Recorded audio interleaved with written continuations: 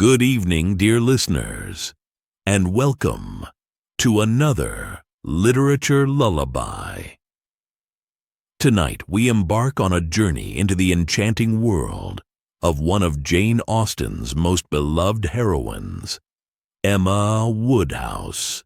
Emma is witty, charming, and confident. Yet her greatest flaw is her belief that she knows what is best for everyone around her. A timeless classic of love, self-discovery, and unexpected lessons, Emma is a novel that remains just as delightful today as it was when it was first published in 1815. So, get comfortable. Close your eyes, and let me take you into the charming English countryside of Highbury, where matchmaking, mischief, and romance intertwine in the life of our dear Emma. Emma Woodhouse, handsome, clever, and rich, lived in the grand estate of Hartfield with her doting father, Mr.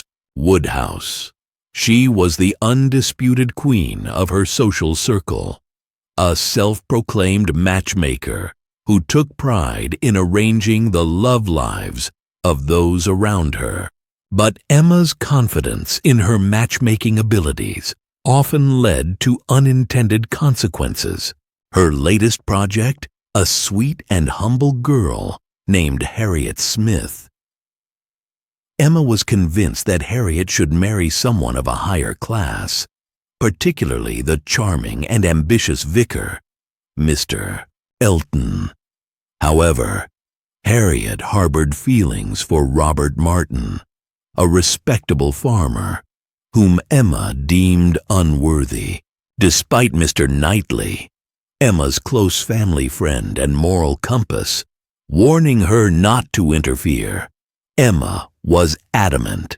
A single woman of good fortune is always respectable, she thought. She encouraged Harriet to reject Robert Martin's proposal, confident that Mr. Elton would soon confess his love. But fate had other plans. One snowy evening, Emma was taken aback when Mr. Elton declared his affections, not for Harriet, but for Emma herself. Shocked and humiliated, she realized her blunder. This was her first lesson in humility and the limits of her supposed matchmaking prowess. As time passed, Emma's meddling only created more confusion. When the mysterious and charming Frank Churchill arrived in Highbury, Emma believed he was meant for her. But Frank had secrets of his own. He was secretly engaged to Jane Fairfax, a reserved and accomplished woman whom Emma had previously overlooked. Meanwhile, Harriet found herself drawn to Mr. Knightley. Much to Emma's surprise, in that moment, something stirred in Emma's heart. It darted through her, with the speed of an arrow, that Mr. Knightley must marry no one but herself. This realization transformed her. Emma saw, perhaps for the first time, that love was not about control or arrangement, but about true understanding and companionship. The novel's climax comes when Mr. Knightley, ever wise and perceptive, confesses his love for Emma. "If I loved you less, I might be able to talk about it more," he tells her, in one of the most romantic lines ever written. Overwhelmed with emotion, Emma accepts her own feelings and, in doing so, truly matures.